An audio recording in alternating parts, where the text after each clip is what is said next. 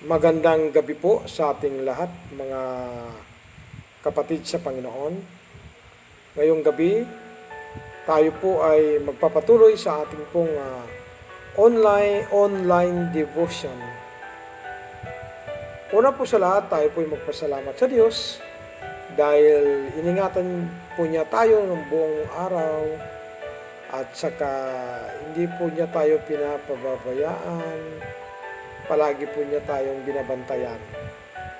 Kaya kahit ano pong mangyari, huwag po nating kalimutan ang maging mapasalamat sa Diyos.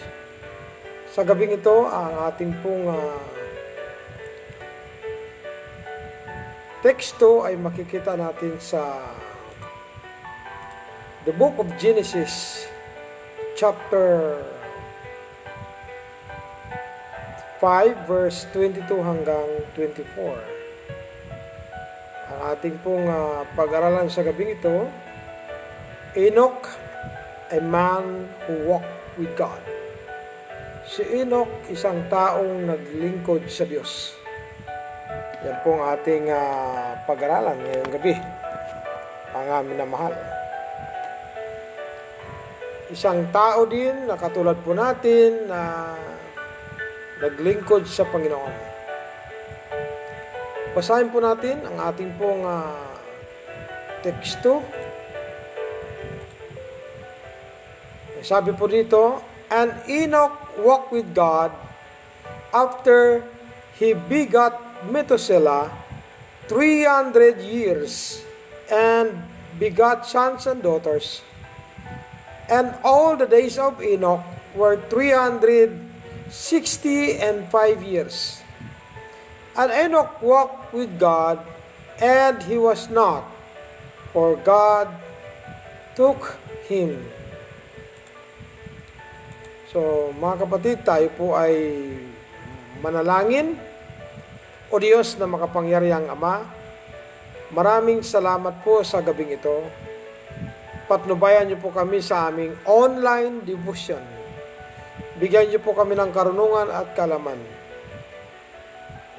Pagpalain niyo po ang lahat po ng mga PCBC members dito po sa Central Luzon, Philippines at sa abroad. Pagpalain mo rin po ang lahat po ng sumusubaybay sa online devotion program na ito. Kayo lamang po ang aming itinataas, O God, sa gabing ito. Patnubayan niyo po ang bawat family, bawat ama ng tahanan, at ang buong pamilya, membro ng pamilya sa loob ng tahanan. Ito po ang aming dalangin sa matamis na pangalan po ni Jesus. Amen. So, ngayong gabi po mga kapatid, ating pong pag-aralan, Enoch, a man who walked with God. So, siya po ay isang tao din, katulad natin, na naglingkod sa Panginoon.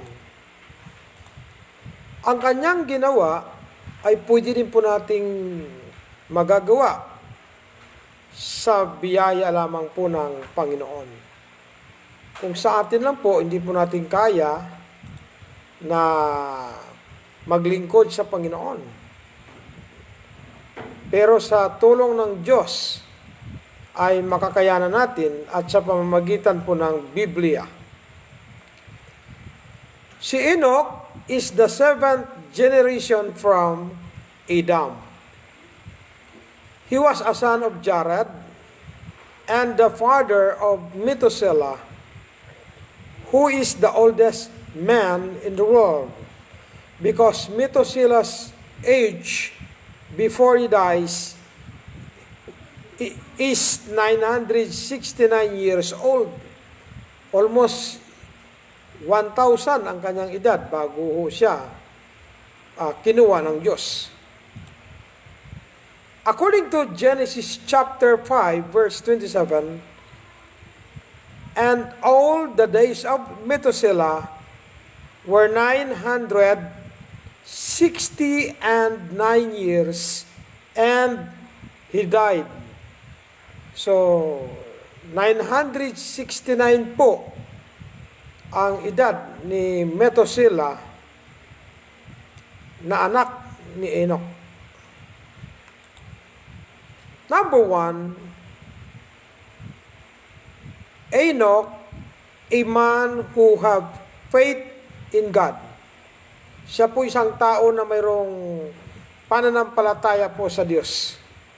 Ayon po sa 2 Thessalonians chapter 3, verse 2, not all the people have faith.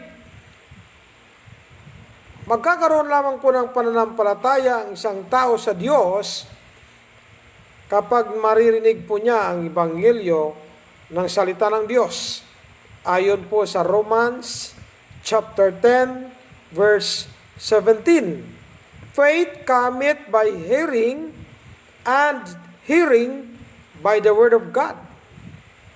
So, according to Hebrews chapter 11, verse 5, by faith Enoch was translated that he should not see death, and was not found, because God had translated him.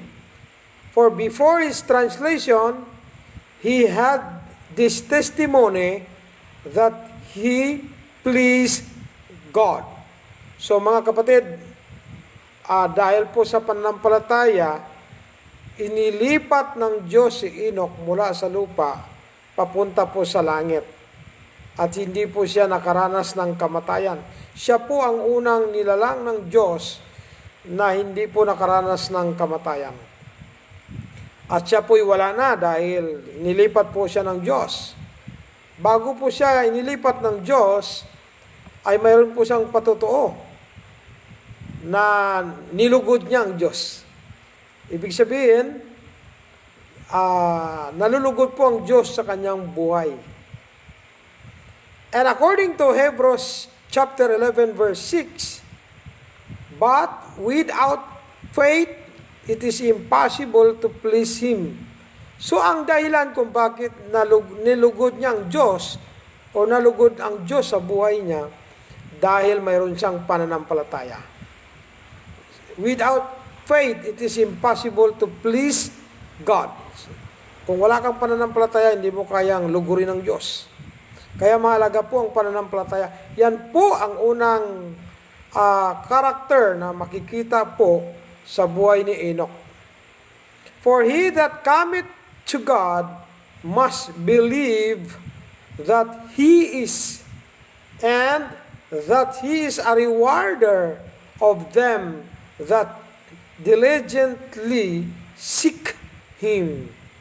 Alam niyo po kapatid, mga kapatid, kapag hinanap daw po natin ng Diyos, binibigyan po ng Diyos ng reward kapag ang mga tao po ay lumalapit sa Kanya at kapag mayroon pong pananampalataya sa Diyos. Marami pong tao ngayon na wala na po ng pananampalataya sa Diyos dahil po sa mga pangyayari. Dapat po wag po nating sisihin ang Diyos kung ano man po ang mga nangyayari sa ating buhay. Yan po ay bahagi ng ating buhay sa ating paglago at sa ating paglilingkod. Kailangan po nating maglingkod sa Diyos. Letter A under number 1, Enoch was protected by God just because of his good testimony in pleasing God while he was living on earth, and despite of the evil people around him. Alam niyo po mga kapatid, iningatan siya ng Diyos. Alam niyo po ba kung bakit? Dahil po maganda po ang kanyang patutuo sa Diyos. Nilulugod niya ang Diyos. At habang siya nabubuhay sa lupa, sa kabila po ng maraming mga tao sa paligid na mga masasama. Hindi po siya na-influence ng mga tao. He looking steadfastly to God. Sa Diyos po siya umaasa. Hindi po siya nadi-discourage.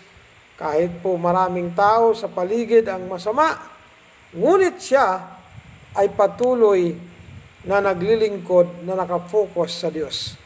Pangalawa, Enoch was translated by God and he never experienced death because his testimony on his life is good while he was on earth.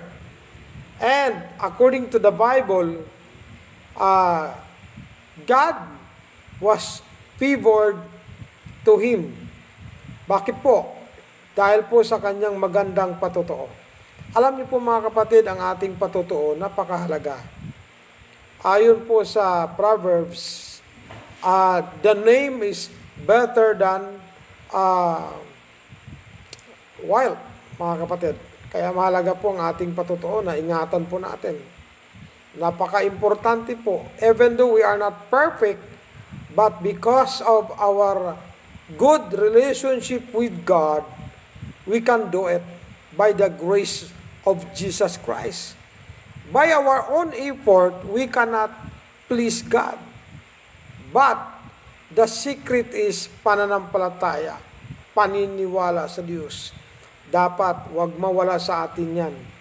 Alam niyo po, ako mga kapatid, nung nasa Mindanao pa po ako, nasa Matanao, nasa Seawood, matinding aking naranasan, pero nung nakilala ko ang Panginoon, mayroon pong dumating na isang lingkod ng Diyos, missionary pastor, galing po ng Iloilo, dumating po sa Bosok, Bagumbayan, Sultan Kudarat. At nakilala ko ang Panginoon. Doon po ako nagkaroon ng tamang pananampalataya.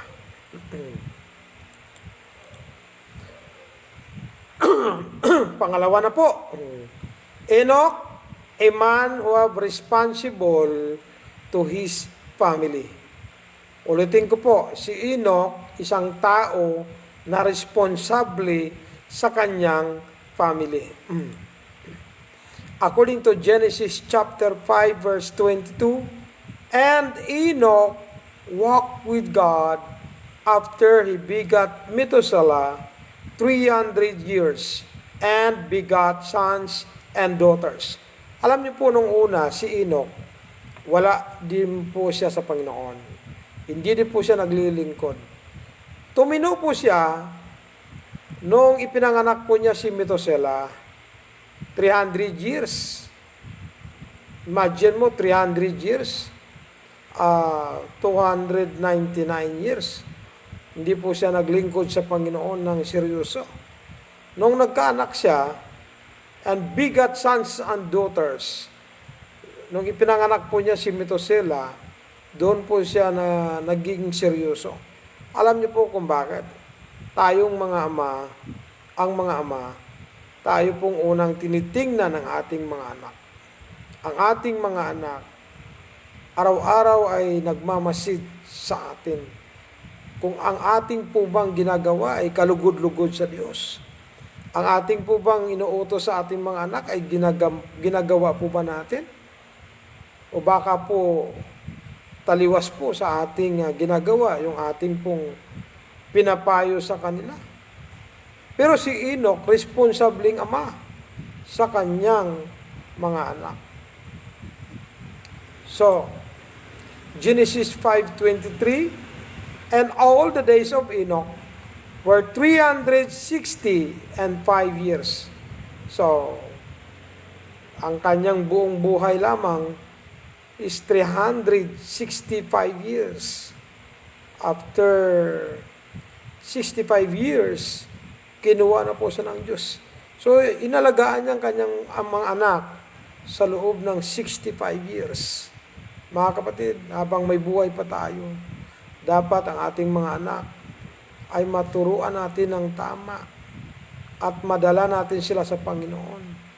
Magabayan po natin sila sa paglaki na maging mabuting mga anak na mayroong takot sa Diyos.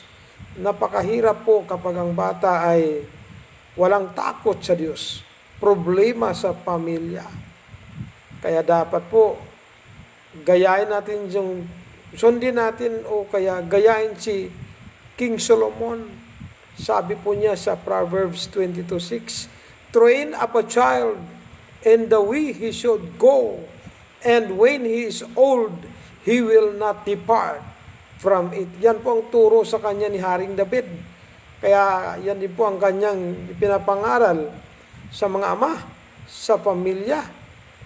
Hasain o turuan natin ang ating mga bata habang sila'y bata pa, para sa kanilang pagtanda at paglaki, hindi po sila lilihis, hindi po sila tatalikod.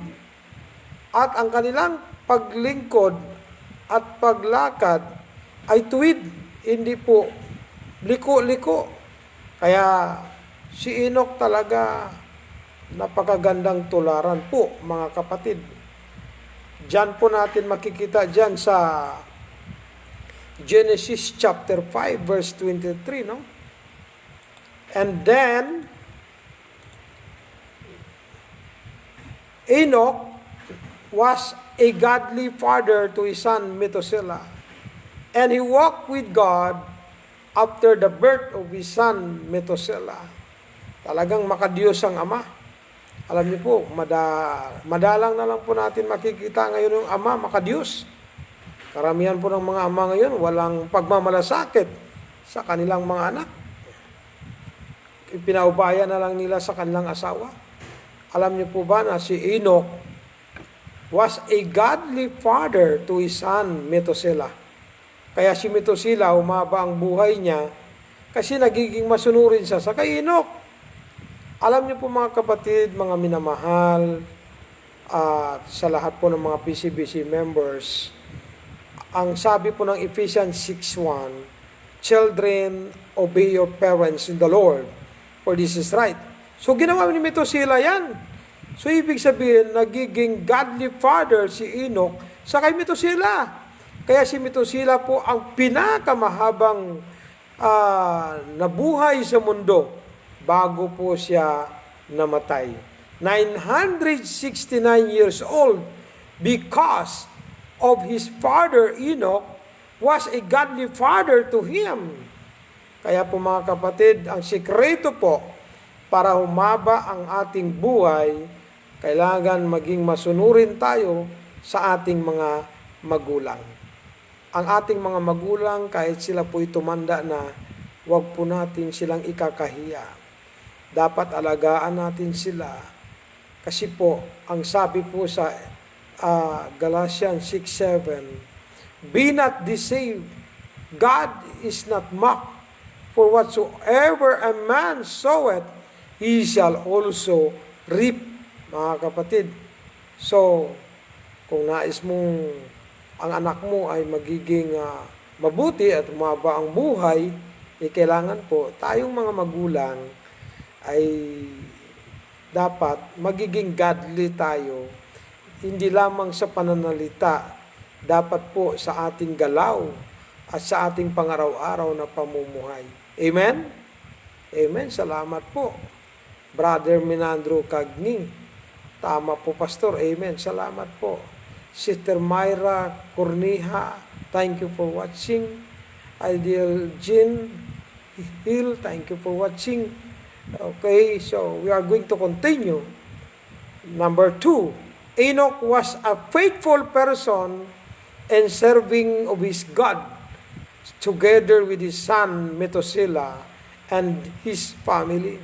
Si Enoch ay matapat na tao na naglilingkod sa Diyos, kasama ang kanyang anak na si Methuselah and his family.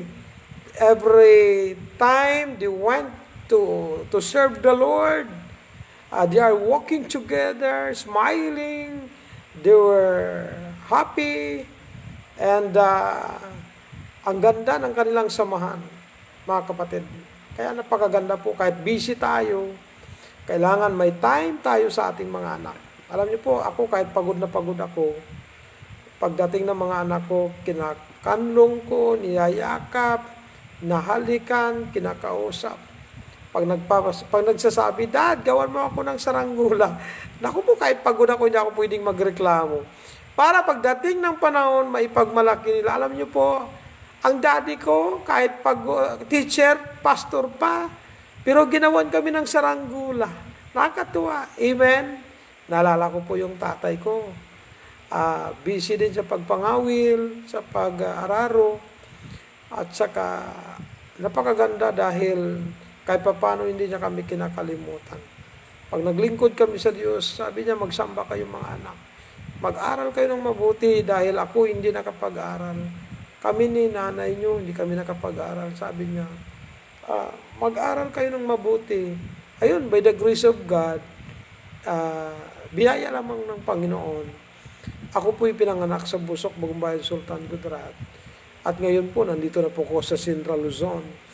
Hindi ko po damha na ako po'y gagamitin ng Diyos. Salamat sa Diyos. Ang sikreto lang po, ang magulang po, i-guide ang mga anak sa tama. Amen? Number 3, under sa number 2, Enoch was an honest father to his children and a good example, godly person in front of his neighbors. Alam niyo po, hindi lamang po sa kanyang mga anak. Siya po'y tapat, honest, sa kanyang mga anak at mabuting patutuo sa kanya bilang makadiyos ng tao sa harap ng kanyang mga kapitbahay. Napakahalaga po na ang ating mga kapitbahay ay nagmamasid. Tinitingnan po nila tayo. Kaya si Enoch po, honest na tao. Kung galit, galit. Ganun lang. Kung malungkot, malungkot. So, dapat po maging mabuting patutuo po tayo bilang makadiyos. Pwede namang magalit, di ba? Sabi po sa Ephesians 4:26, be ye angry and sin not. Let not the sun go down upon your wrath. Ako po namamalo. Sinturon pa. Pero pagkatapos ko ng palo, yakapin ko sila, kausapin.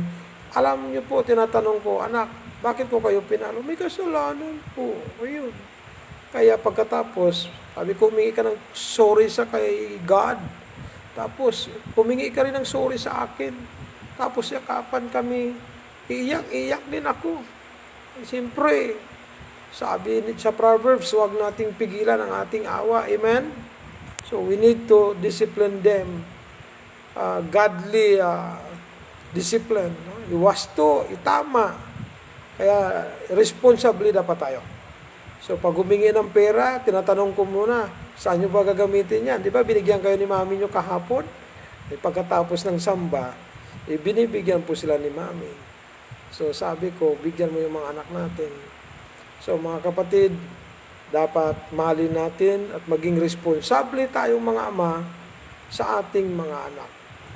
Next po, Galatians 6 verse 10, as we have therefore opportunity, let us do good unto all men, especially unto them who are of the household of faith, mga kapatid. So, dapat gumawa tayo ng mabuti sa lahat ng tao, lalong-lalo na po sa kanila na ating mga kapatid sa pananampalataya. Number 3, amen, patapos na tayo.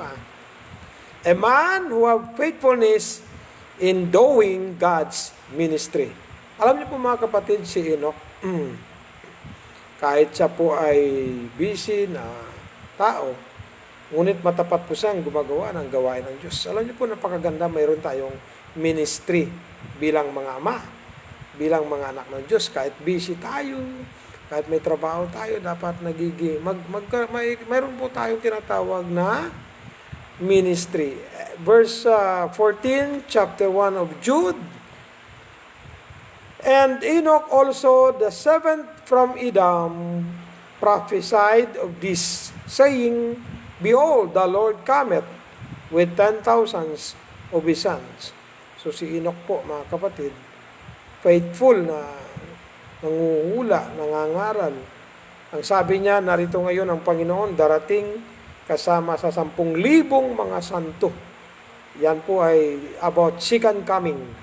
Siya po nangaral about the second aspect of the second coming, about the revelation. Yung paglapag ng Panginoon sa Mount of Olives. Kasi po ang unang aspekto ng second coming is rapture. Sa air lang po.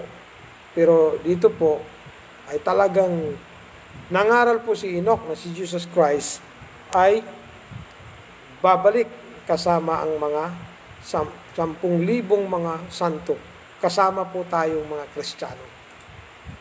Okay, number 1. Under number 3, Enoch faithfulness revealed on his true character because he was walked with God honestly. So si Enoch po mga kapatid, nakikita ang kanyang totoong pag-uugali dahil naglilingkod siya sa Diyos ng mayroong katapatan. May tao man o wala, may nakakita man o wala, he walked with God honestly. Pangalawa po, Enoch's faithfulness rewarded by God because he walked with God industriously. Ibig sabihin, biniyayaan siya ng Diyos, naglilingkod siya sa Diyos na mayroong pong kasipagan. Konklusyon na po mga kapatid. Therefore, Enoch was blessed by God because of the following proof found in the Bible. Number 1, Enoch walked with God after he begat Methuselah 300 years and begat sons and daughters.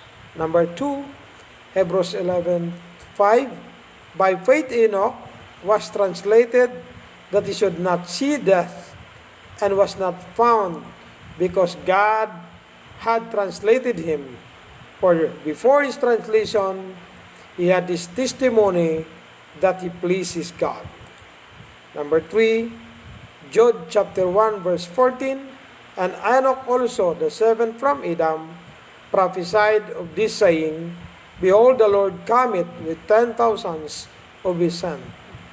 Notice, Enoch believed the second coming of Jesus Christ. God bless us all. Maraming salamat po sa lahat po ng mga sumusubaybay. Maraming salamat sa Diyos. Kung nais po ninyo magiging maayos ang inyong family, kung nais po nating magkaroon ng tamang relasyon sa Panginoon, hindi po natin kayang gawin yung ginawa ni Enoch kung wala po itong apat na ito.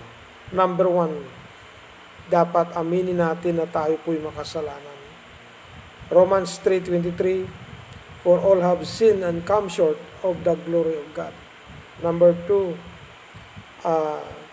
Acts 3:19, repent and be converted that your sins may be blotted out. Dapat kailangan natin pagsisihan ang ating mga kasalanan. Number 3, believe on the Lord Jesus Christ. Sabi sa Acts 16:31, believe on the Lord Jesus Christ and thou shalt be saved. Number 4, the most important one, accept Jesus Christ as your Lord and Savior. So sabi po sa John 1:12, but as many as receive Him, to them give He power to become the sons of God. Pag ginawa mo ito, you can do like what Enoch did. So, kailangan nating magmanalangin sa mga nanonood na hindi pa po makakatiyak ng kanilang relasyon sa Panginoon.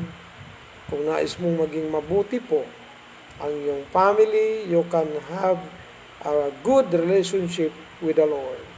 So, tayo po'y manalangin, sumunod po kayo sa akin sa mga nais pong maging mabuti ang family, ang mga anak, para pagpalain ng Diyos, tayo po ay manalangin. Sumunod po kayo sa akin. Panginoong Diyos, maraming salamat po sa gabing ito. Na ako po ay nakarinig ng iyong salita. Inaamin ko po na ako po isang makasalanan. Patawarin niyo po ako, O Diyos, sa aking mga kasalanan. Ako po ay sumampalataya kay Jesucristo na iyong bugtong na anak, na aking Panginoon at tagapagligtas. Panginoong Hesus, binubuksan ko po ang aking puso sa oras na ito. Tinatanggap ko po kayo na aking Panginoon at tagapagligtas. Ibinabalik ko po sa inyo ang aking hiram na buhay. Sa pangalan po ni Jesus. Amen and amen. Congratulations po sa mga sumusubaybay na tatanggap sa Panginoon at saka tumanggap. Maraming salamat po sa lahat po ng PCBC members. Salamat din po sa mga sumusuporta sa ating programa. Pinagpipray ko rin po ang mga pamangkin ko sa abroad. Si Rochelle Flores del Rosario, Comington. Salamat sa pagpadala mo ng pera. Binayad ko ng internet. Salamat sa Diyos. Ngayon lang po ang due date. Ngayon di po nabayaran. Para tuloy-tuloy po ang ating online devotion. Salamat din po sa inyong mga prayers. Sa ating pong mga kapatid sa Manila, Sister Millen Manalactas. Salamat. Si Preacher Jomar sa Lucena, Quezon.